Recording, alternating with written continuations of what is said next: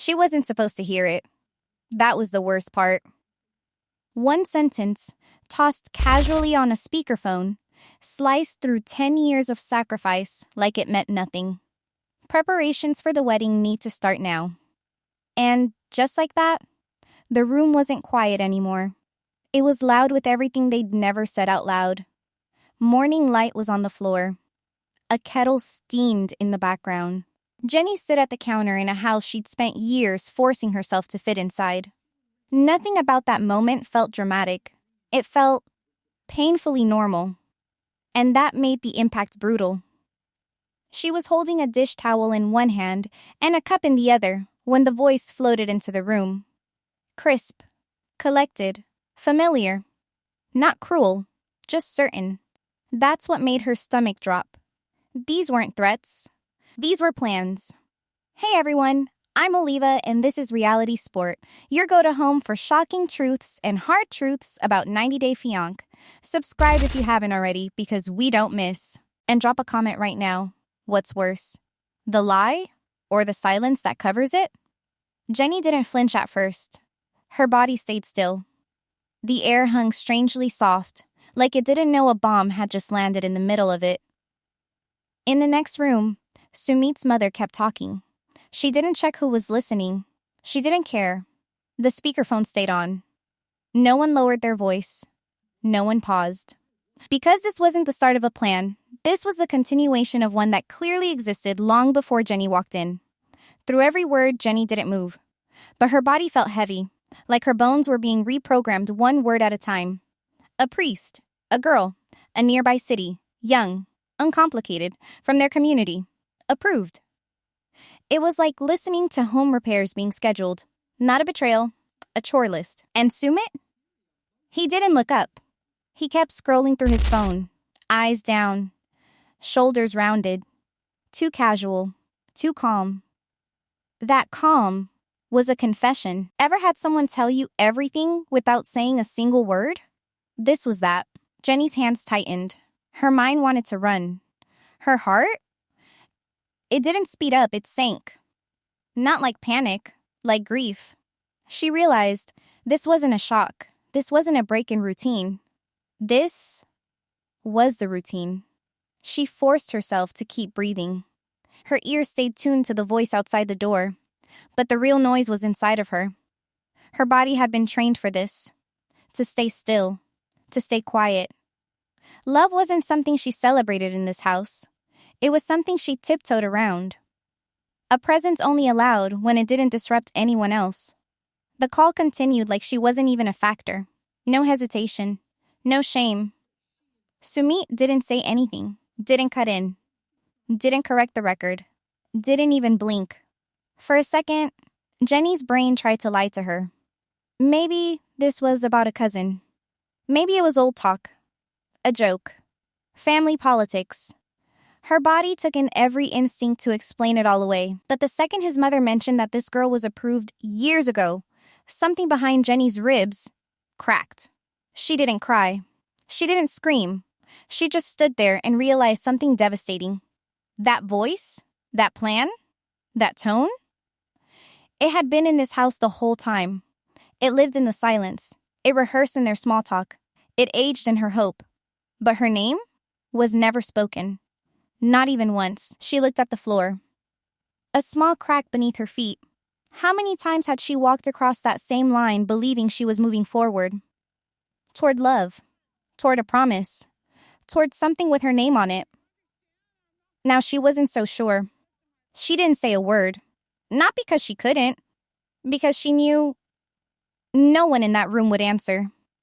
The call ended without ceremony. His mother laughed softly, said she'd handle it, and clicked the phone off like that sentence hadn't just shattered the ground Jenny's life was built on. Nobody said anything. No one turned to her. No one even acknowledged she was standing right there. A living witness to a conversation she was never supposed to hear.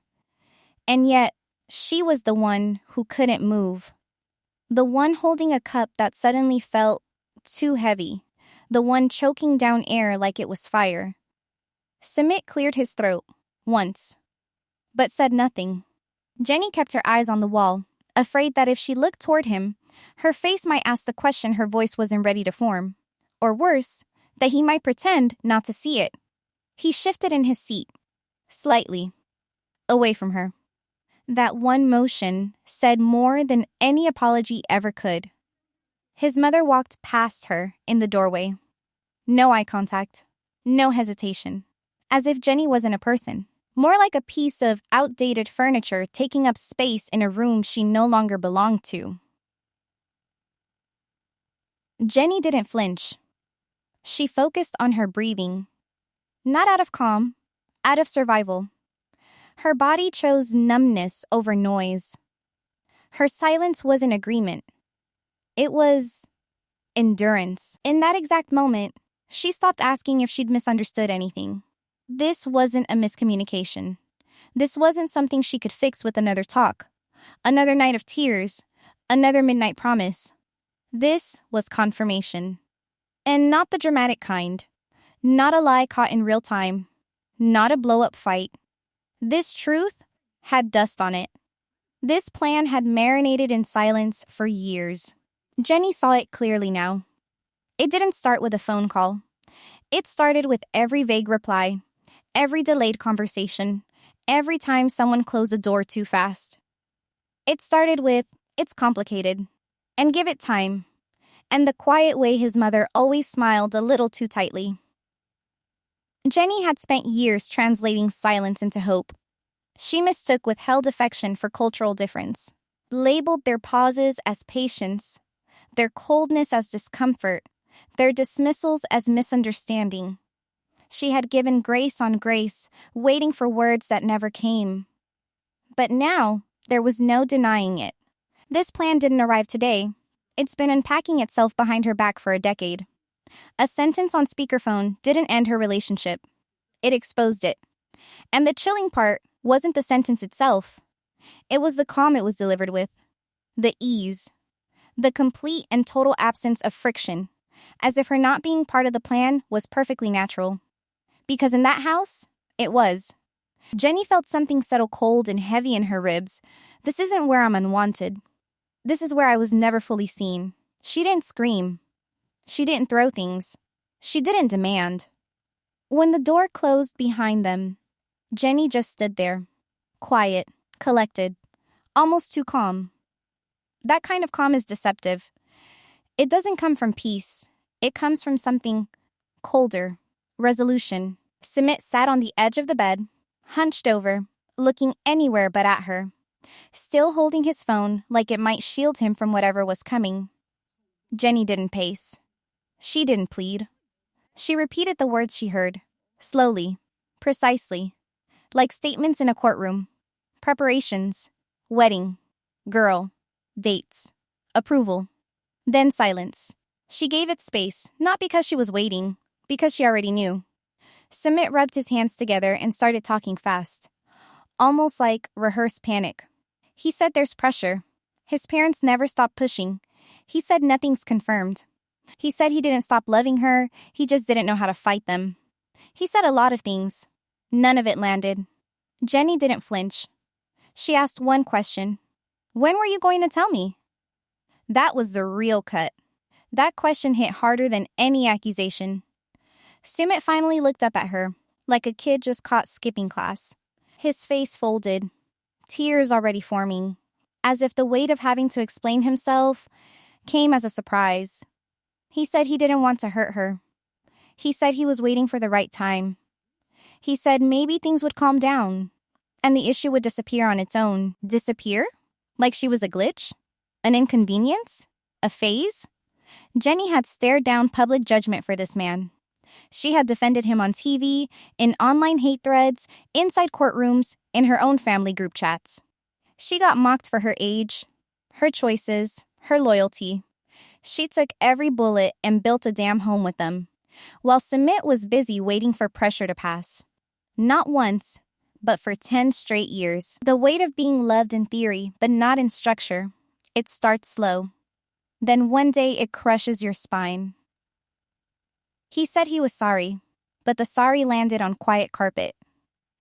He said he didn't mean to let it go this far, But her life had already been stretched in pieces across a decade of his delays. Jenny had nothing left to argue, nothing to beg for. The conversation wasn't entirely new. It was just the first time she heard it without lying to herself. She watched him search for softness in her face, but there was no plea hiding behind her silence. Only a question now, echoing through her head on loop. Can you really call it love if the person never actually chose you when it counted? Or is it just fear dressed up as romance? And if that's the case, how many years do you lose while waiting to find out? She sat across from him, remembering all the times she convinced herself this was loyalty. That every delay was part of a bigger love story. That every postponement was him protecting her, not escaping action. Looking at him now, none of it felt romantic. It felt like erosion. She thought of the first lie. The first year. When her name had to be hidden, even in basic conversations. When she became the secret lover, the airbrushed partner, the woman behind a wrong name on paperwork. He said it was temporary. Said his family needed time. Said they'd understand soon. So she waited. And stayed. Then came court. Arguments. Delays. Nightmares dressed as legal documents. Jenny cried quietly in public buildings, while Sumit assured her again and again that they were doing the right thing.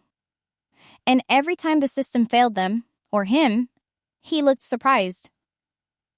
Jenny didn't, because she had already started recognizing which promises had weight and which ones evaporated in daylight. Later, more battles. A room full of his relatives. Fingers pointed. She remembered standing alone, with his mother sneering and his father nearly spitting rage, while he shook behind her, saying nothing until it nearly cost everything. And then, once things calmed, he wept into her lap, not for her pain, but his own exhaustion. Because that's the thing, she held the relationship up when it got heavy, and he disappeared inside it. Her friends told her to leave. Not once, not occasionally. Constantly. Even strangers saw it.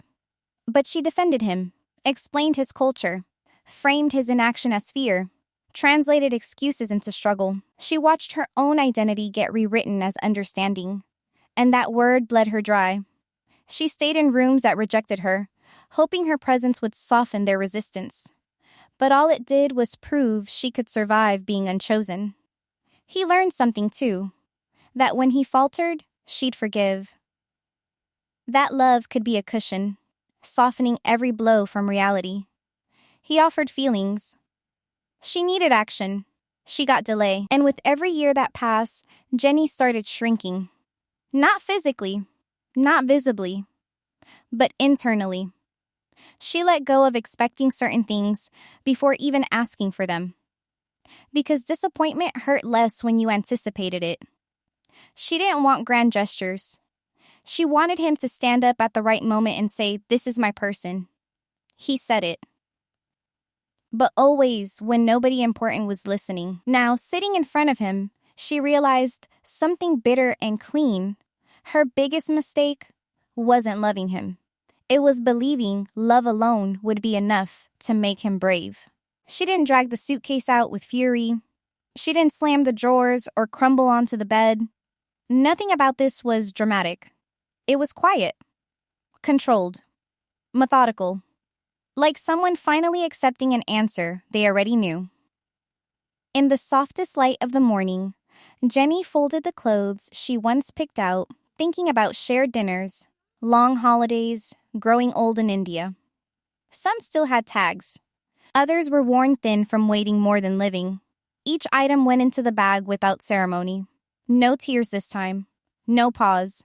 She didn't collapse. She organized. She laid out her passport, checked the expiration dates on documents she once kept in case, but never believed she'd actually need. Her fingers moved with a strange calm. No shaking. No second thoughts. This wasn't rage. This was certainty. In the next room, Sumit wandered through small movements, pretending not to notice, or maybe hoping she'd stop on her own. He didn't ask questions, and that silence? It gave her all the answers. Jenny placed her phone on the bed and stared. A black mirror, reflecting the version of herself who once held on too long. The girl who believed his delays were strategy, who thought being understanding would earn her a seat at the table. She loved that woman. She mourned her too. It felt strange, realizing this wasn't a fight. Not anymore. It was a decision. She sat on the edge of the bed and told herself the truth, fully, for the first time. You're not leaving because you stopped loving him. You're leaving because you stopped believing him. And love without belief is like standing in a house where only one person pays rent. It's not sustainable, no matter how beautiful. There were no ultimatums, no last-ditch attempts. She didn't need another speech. She had heard every variation. The problem wasn't clarity. The problem was action. He only acted at the edge of loss. Never before. She zipped the suitcase, 3/4 of the way. Not yet, but close. Step by step, Jenny reclaimed what she'd given up in pieces for years. Her time, her choices, her future. And this time, she wasn't asking permission. It didn't take long. The moment he saw the suitcase fully zipped, panic filled the room faster than words. His voice cracked before the sentence even formed. He stepped forward, hands raised, like he could physically halt the distance already growing between them. Suddenly, the man who had dodged, deflected, delayed for years, found urgency. He would leave the house. He would marry her tomorrow. No secrecy, no waiting. He'd cut ties with his family if he had to. Move cities, move countries, whatever it took. His promises came fast, hot, overwhelming, like fire alarms going off after everything was already burning. Jenny stood there, listening, not blinking, not rushing to believe, because she'd heard this rhythm before. The pattern was always the same. He froze through the pressure, stayed quiet in the fire, but when she moved toward the door, that's when the declarations showed up. Not during the insults from his parents, not during the silence at reunions, not during the casual cruelty masked as cultural duty. Only now. Only when her departure made him feel the absence his silence built. He dropped to his knees on the carpet, voice breaking, repeating her name like it could tether her. He said he understood now. He said this was different. He swore it. Jenny didn't flinch. Because survival promises always sound convincing. They have the flavor of truth, but not the history. This wasn't about love anymore. Jenny knew he loved her. That wasn't the issue. He always loved her from a place of emotion, not from a place of structure. Feelings came easy. Responsibility never did. She looked at him, sobbing, pleading, knees digging into the floor like that would prove something. And something inside her broke, but not the way he wanted. It broke free. He had trained himself to wait until she was halfway gone before remembering to fight. But she was done living in that pattern. She needed someone who showed up before crisis, not during it. She walked past him, slowly, needing a moment alone with her thoughts. And the absence of disbelief in that moment said everything. She wasn't fighting the promises. She just didn't believe them anymore. They didn't call it a meeting, but everyone was there, seated and ready like a quiet verdict had already been drafted. Jenny stepped into the room because someone finally invited her, not because anyone owed her that seat. The chairs were arranged with intention, and Sumit sat off to the side, not beside her, not across. Behind her. Still behind her. His mother spoke first. Calm, even, emotionless, but polite. She didn't yell, didn't curse. She simply explained the wedding needed to happen. The girl was already approved. The family had waited long enough. The language was clinical. No insults, only facts. But Jenny heard the one phrase that cleaved straight through her chest. This situation went on longer than it should have. Not marriage, not relationship, not Jenny, just the situation. And Sumit didn't correct her. Not once. Jenny's hands stayed folded in her lap.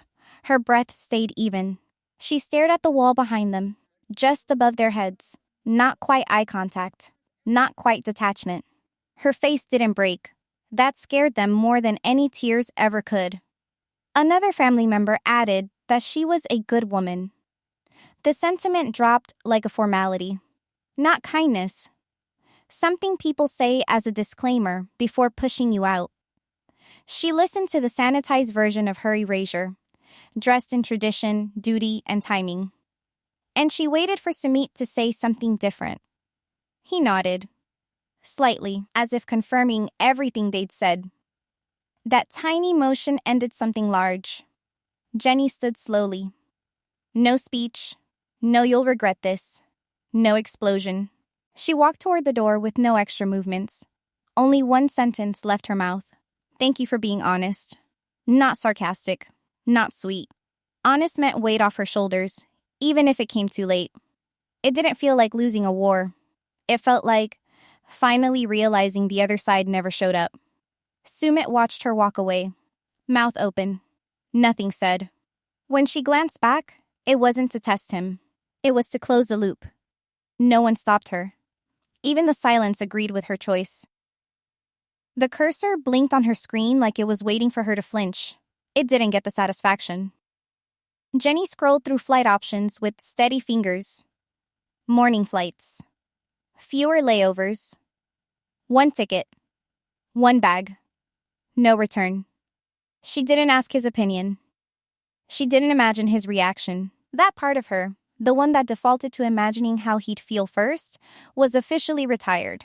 Her name, clear on the confirmation page, felt surreal. Not because it was new, but because it was hers alone again. She took a screenshot, emailed it to herself, saved the backup copy. Not because she doubted the plan, because she was done losing things to uncertainty. In her bedroom, the suitcase sat like a quiet promise. She unzipped it and pulled out the last few things she'd kept aside. A scarf she hadn't worn in years. A book she'd meant to finish. A dress bought for an occasion that never arrived. She hesitated, then folded each piece with care. She didn't pack everything. She left behind the what-if outfits, the maybe one-day sweaters, the clothes she pulled from hangers hoping they'd make her feel confident when no one else did. What stayed was what she would wear again. What belonged to real life. Not make-believe. Outside, the house was dark. No hallway lights. No late-night footsteps. The ceiling fan hummed above her, and the silence, for once, felt clean. Not oppressive. Just final. Jenny zipped the bag without wincing. She knew the weight. She'd carried way heavier for much longer, with no wheels or handles to make it easier. She wasn't sneaking out. She was walking out. On her own terms. By the time the sky bruised into dawn, she was dressed, her shoulders back, her spine intact. She paused once by the window. Same street, same houses, same faint smells of morning. But something had changed. This time, she wasn't waiting for him to make a move. She was the move. He stood by the door when he saw the suitcase. Not the half-zipped one from earlier. The real thing, upright. Handle extended. Booked. Decided. The kind of final that doesn't leave room for misunderstandings. His face cracked before his voice did. He raised a hand as if he could slow time with a gesture. He stepped forward, then back, like his own feet didn't know what to do. His mouth opened, but the words got stuck somewhere in all the years he didn't speak. Jenny didn't soften. She didn't glare either. She simply said it. Calm, clear. "I booked a flight. I'm leaving this morning." The panic hit him hard. It poured out of him in stutters, in gestures that couldn't keep up. Offers flew out of his mouth faster than breath. He would talk to his family, cut ties, marry her again, publicly, on record, on camera, immediately, whatever she wanted. She watched him, not with disbelief, with recognition, because it was always like this. The problem was never that he didn't care. The problem was when he chose to. He reached for her hands. She let him hold them, just for a moment, then gently pulled away. He begged, Again. Said he meant it. Said this time is different. And she believed he felt that difference. But that feeling was not enough. She told him, softly, I forgive you. His eyes lit up, then froze. She followed it with the part he wasn't ready for. But forgiveness isn't the same as staying. That sentence didn't shout. But it emptied the room. He collapsed into the chair behind him, hands dangling, chest hollow. She turned one more time, not to explain, just to be honest with herself. You didn't lose me today, she said. You lost me quietly. Every time you stood still while I fought for us. Nothing in his body moved, not even the breath. She stepped outside. He didn't follow, not because she ran too far, but because he stood still for too long. The airport air smelled different, sharper, faster. Jenny walked straight through it with her chin steady and her hands wrapped around the suitcase handle. No one could see the decades she was carrying. She didn't need them to. Family waited with arms open. Smiles met her, then tears, then 1,000 unspoken questions wrapped in one long hug. She answered what she could. She shelved the rest for later. No monologues. Just presence. Home didn't feel like it used to. But it didn't feel foreign either. It felt available, like a room that had always been there, untouched, quietly waiting for her to walk back in and close the door behind her. She didn't tell everyone what happened right away. Not because she was hiding it, because some truths need to breathe before they're handed over. Her voice still carried the weight of explaining, and some days, she just wanted to sit in silence without translating it. She unpacked slowly, not because it was hard, because it was final. The dresses, the books, the small things that had once belonged in his world, she placed them on shelves that belonged to her first. No guilt, no theatrical sobs, just quiet recognition. She looked at old photos one night, vacation smiles, court date selfies, grainy screenshots of virtual calls from years ago. She stared at her own face across time. The effort, the hope, the resilience. She didn't regret it, but she wasn't carrying it anymore. Love, when unreciprocated by action, is not love lost. It's energy reclaimed. Jenny visited old places, reconnected with people she hadn't called in years. Not to prove something. Not to say, I'm better now, simply because she could. Sumit never blocked her. Never reached out again either. She assumed he followed through with the wedding plans. Or didn't. She no longer refreshed his updates like a nervous tick. She stopped searching for signs of what came next for him the moment she chose what came next for her. Some nights still hurt. Not like heartbreak. Like memory. Certain songs, familiar food, the way her hand reached for one cup instead of two. Grief, she learned, doesn't only come from things ending. Sometimes it comes from things never beginning the way you thought they would. But she woke up each morning with a little more light behind her eyes. Not joy. Not always relief. Just trust. In herself. The version of her that stayed, fought, believed. She still loves that woman. But she also knows now. Being loyal to someone else should never come at the cost of being disloyal to yourself. She didn't need revenge. Didn't need closure in a frame or a burn box full of memories. She needed distance. And when she chose it, something shifted. She stood in her kitchen one morning, early, soft light, no drama, and realized her body wasn't tense. Her shoulders didn't brace for bad news. Her phone didn't live on edge. No more pretending calm was the same as safety. She was still healing, still learning. But for the first time in years, she wasn't waiting. And that's when healing really begins. Because pain doesn't disappear when you leave, but it finally stops growing when you do. And if you think Jenny's story is done here, wait until you hear what happened after she left. Because not everyone in that house was ready for the silence she left behind.